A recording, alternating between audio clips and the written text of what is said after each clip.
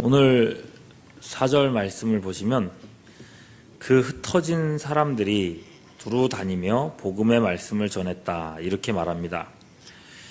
여기서 그 흩어진 사람들은 어떤 사람들인가? 스데반 집사가 순교하고 예루살렘에 큰 박해가 일어납니다. 이 일로 인해서 1절 말씀을 보시면은 사도 외에는 다 유대와 사마리아 모든 땅으로 흩어지니라 이렇게 말합니다. 그러니 이 흩어진 사람들은 사도가 아닌 모든 성도들이라 할 수 있겠습니다.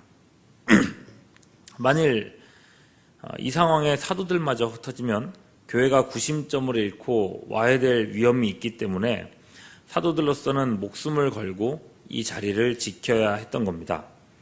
실제로 바로 내일 본문에만 봐도 예루살렘에 남아있던 사도들이 총회를 구성하고 교회의 중요한 일들을 결정하는 걸 볼 수 있죠. 그래서 다른 지역에 새롭게 생겨나는 교회를 승인하는 일, 또 선교사 파송을 결의하는 일, 이런 것들을 볼 수 있습니다. 바울이 3번에 걸쳐서 선교 여행을 다니게 되는데 그 각 여행의 마무리는 예루살렘에 돌아와서 보고하는 일이었습니다. 그러니까 예루살렘 지역이 그렇게 중요한 역할을 했다는 거죠. 그렇게 사도 외에 모든 성도들은 박해를 피해서 아시아와 유럽 전역으로 흩어졌습니다. 그만큼 그리스도인에 대한 핍박이 대단했다는 의미입니다. 자, 그러면 이 흩어진 사람들의 입장에서 생각해 보시죠. 어느 날 스데반 집사가 돌에 맞아 죽고 그 지역 그리스도인들에게 갑작스럽게 위협이 찾아왔습니다.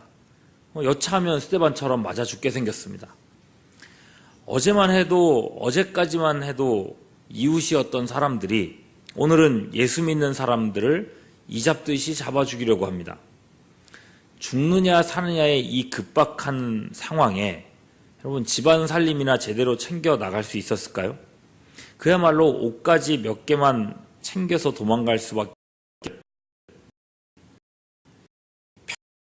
평생 살아왔던 이 삶의 터전을 한순간에 잃게 되었습니다. 거지와 다를 바 없게 되었죠. 어디로 가야 되나? 여러분 그런 생각할 여유나 있었을까요? 그냥 도망간 겁니다. 도보로 간 사람들은 가까운 곳, 사마리아 같은 가까운 지역으로 도망했습니다. 또 말이나 낙타같이 탈 것이 있는 사람들이라면 이 소아시아 지역까지 도망할 수 있었겠죠. 배를 타고 도망할 수 있었다면 유럽이나 로마까지도 갈 수 있었을 겁니다. 수많은 그리스도인들이 아시아와 유럽 각 지역으로 흩어지게 되었습니다. 자, 그렇다면 여러분, 아무것도 없이 생면부지의 땅으로 도망갔다. 그렇다면 여러분들은 어떤 마음이 드시겠습니까? 얼마나 비참할까요? 내가 예수를 믿다가 왜 이 꼴을 당해야 되는가? 어쩌면 예수님을 원망할지도 모릅니다. 가족들에게도 못할 짓이라 생각이 됐을 겁니다. 그런데 말입니다. 그 흩어진 사람들이 사도도 아닌 말하자면 평신도들이 무엇을 했다고 말하고 있습니까? 4절 말씀 보시면요. 두루 다니며 복음의 말씀을 전했다. 놀랍게도 그들은 복음을 전했습니다. 그들은 비참하게 주저앉아 있지 않았습니다. 이 자신의 현재 모습을 보면서 원망하거나 누군가를 비방하지 않았습니다. 자신의 신세를 한탄하지도 않았습니다. 자기들을 길거리에 나앉게 만든 이 복음을 흩어진 그 곳에서 전파했습니다. 예수를 믿어야 구원받는다. 세상을 버리고 영생을 얻으라. 심지어 말이 다른 이방인들에게까지 가서 복음을 전파했다는 것입니다. 그들의 눈에는 조금의 불안함과 두려움도 없었습니다. 오직 영혼을 구원해야겠다는 이 구령의 열정만이 가득했습니다. 스데반이라는 불씨를 밟아 꺼버리면 끝날 거라 생각했는데 그 불씨를 밟았을 때 수많은 불씨들이 사방팔방으로 튀어서 더 큰 불로 번져갔습니다. 더 이상 손 쓸 수 없도록 넓은 지역에 복음이 전파되어 갔습니다. 그런 사람들 중에 대표적인 인물이 빌립 집사였습니다. 5절 말씀 보면 그는 이 가까운 사마리아 성으로 도피했습니다. 사마리아 성은 여러분도 아시듯이 유대인들이 경멸하는 지역이었습니다. 순수 혈통이 아닌 이방인과 섞인 잡족인지라 유대인들은 그들이 사는 땅을 밟는 것조차도 싫어했습니다. 그런데 빌립은 그곳에 거리낌 없이 들어가서는 몇 년 전 사마리아 우물가의 여인에게 예수님이 그러셨던 것처럼 사람들에게 복음을 전파했습니다. 5절을 계속 보시면요. 빌립이 전한 것은 무엇이었습니까? 그리스도였습니다. 예수님에 대한 진리를 이야기했습니다. 그리고 복음을 전하는 그 자리에서 놀라운 표적들이 나타났습니다. 더러운 귀신이 크게 소리 지르며 쫓겨나고 많은 중풍병자와 못 걷는 사람들이 치유되었습니다. 빌립이 전한 복음으로 영혼은 구원받을 수 있었고 육신의 필요도 채워졌습니다. 수많은 사람들이 이 은혜를 누렸습니다. 얼마나 많은 사람들이 이때 예수님을 믿게 됐는지 알 수는 없지만은 8절에 보면 그 성에, 그 도시 전체에 큰 기쁨이 있었다. 이렇게 말하지 않습니까? 빌립의 복음 증거에 표적과 기사가 나타난 것은 아마도 그곳에 있었던 영적 세력을 무력화시키기 위함이었던 것 같습니다. 9절이 보니 그곳에는 마술사 시몬이라는 사람이 여러 가지 마술로서 사람들의 마음을 현혹시키고 있었습니다. 이 말이 마술이지 대부분이 사기와도 같은 것이었습니다. 이 약장수 같은 사람이 말로써 영적으로 둔감한 사람들의 마음을 빼앗아 왔습니다. 스스로를 큰 자라 지칭하고 그 지역을 완전히 장악하고 있었습니다. 11절 보면 그 오랜 시간 동안 그 사기꾼이 사마리아의 영적 지도자 노릇을 해왔다는 겁니다. 그런 지역에 빌립이 들어온 겁니다. 어둠에 빛이 비추면 자연스럽게 어둠이 밀려나듯이 빌립의 복음이 전파되자 지금까지 해왔었던 시몬의 거짓말들은 힘을 잃었습니다. 12절 후반절 말씀 보면 남녀가 다 세례를 받았다. 이제 복음이 대세가 되었습니다. 시몬과 그의 말들은 발붙일 곳이 없게 되었습니다. 그리하여 마침내 시몬조차도 그 믿음 안에 들어오게 됩니다. 13절이죠. 시몬도 믿고 세례를 받은 후에 전심으로 빌립을 따라다니며 그 나타나는 표적과 큰 능력을 보고 놀라니라. 그가 지금껏 해왔던 이 거짓 마술과는 차원이 다른 것이었습니다. 그건 진짜였습니다. 그 옛날 모세의 지팡이에서 나왔던 능력들이 바로의 술사들을 압도했던 것처럼 시몬 역시 빌립의 복음 앞에 압도당했습니다. 여러분, 이 정도까지 되었으니 이 성읍의 거의 전체가 변화되었다 해도 과언이 아닐 것 같습니다. 자, 그럼 생각해 보시죠. 그 흩어진 사도가 아닌 평신도 한 사람으로 인해서 일어난 기적이라는 것입니다. 복음을 가진 한 사람의 힘이라는 거죠. 물론 이것은 인간의 능력이라고 말할 수 없습니다.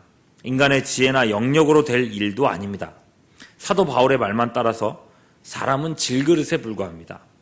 그냥 아무렇게나 쓰이는 그릇, 귀한 구석이라고는 찾아볼 수 없는 그냥 막 쓰는 그릇입니다. 그 그릇에 무슨 가치를 매기겠습니까? 바울은 이 그릇에 엄청난 가치를 매기죠. 무엇 때문에요?